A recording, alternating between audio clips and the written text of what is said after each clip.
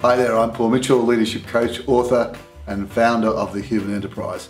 Welcome to Mentoring with Mitch, where we answer your questions about leadership in all aspects of life, in your family life, in your organisational life and in your community life.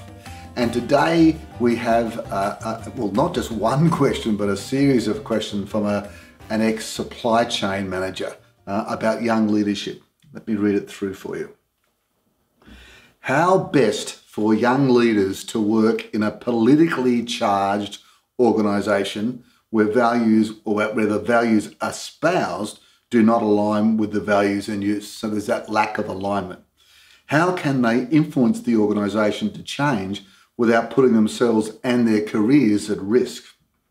How can they decide when it's time to leave and when it's time to stay, or it's okay to stay? How can they manage the conflict between their own beliefs and their own values and the values they are asked to use while at work? That is a toughie.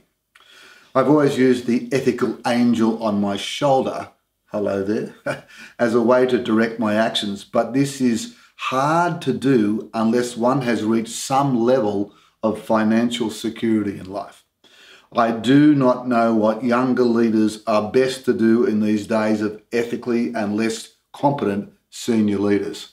Whoa. So thank you for that one. Well, I don't know about that. I mean, there are some leaders that are less competent, and there are certainly some leaders that aren't as ethical. But whether we've increased that number, I'm not quite sure. But I want to focus on what you can do. First of all, acknowledge you are so spot on. It is really tough when there's that big gap, what I call the integrity gap, between what you're supposed to do, what's espoused, and what you believe is the thing to do.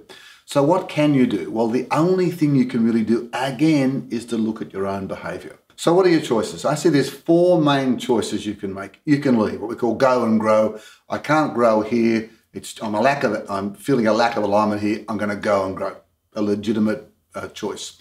Then there's another one, stay and pray. Just pray that things will get better. That's a choice, but things rarely get better. You can stay and spray, just spray everywhere. This is terrible. This is horrible here. The leaders don't do this. It's what I call the BMW syndrome. Beep, beep, bitching, moaning, and whinging. That really doesn't get you anywhere either. And the last choice is the one I want to talk to you about, and the one I'm suggesting. You can stay and play. Yep, stay and play. We see that life is a game. We also see that business is part of life, and therefore business is a game as well. So what do you know about games? Well, great games have some rules, and here's some rules I think will really help you with this particular situation that you're talking about that young leaders face. One, mutual trust and respect. That's the number one rule. You have to have mutual trust and respect in any relationship with leaders or team members or whoever. Secondly, there's a mutual dependency with your bosses. I know they have a lot of positional power and you maybe only have personal power, but they need you and you need them. The third rule is that you're both fallible human beings. You're as fallible as your boss. Your boss has certain talents, or the leaders in the business have certain talents, and they have vulnerabilities as well, and so do you. And the fourth rule is the one I want to use as a platform for looking at what you actually can do. And that fourth one is take responsibility. No matter what happens, take responsibility. So what's the stay and play strategy I'm suggesting that you do? It is upward management. And there's four key elements of upward management. Number one, know your boss. Know what her or his values are. Know what their vulnerabilities are. Know what their strengths are. Know how they're going to be managed. Know what keeps them up at night. Go to service. Help your manager lead and manage better. That's the number one. Go to service by understanding your manager. Number two, as it says in the Temple of Delphi, know thyself. What are your values? What are your vulnerabilities? What are your talents? And what's your connection with authority figures? There's a syndrome which is not talked about much. It's called parental disapproval syndrome, where you really have this hang up about your parents, and therefore it's projected onto any authority figure that comes into your life. A lot of people will project it onto their bosses. A lot of people will project it onto government because they don't want to be controlled. Is this part of it? Get to know yourself. The third thing is talk to your boss. Hey boss, here's what you do really well. Hey boss, here's what really helps me help you. Hey boss, here's what's not going so well for me based on my values. And hey boss, can we sit down and talk about a better way of working, a way of getting more of what helps and lessening or eradicating what isn't helping. So talk, take responsibility. And the final piece of advice is to continue to develop the relationship. Continue to develop the relationship. Keep them informed about what you're doing.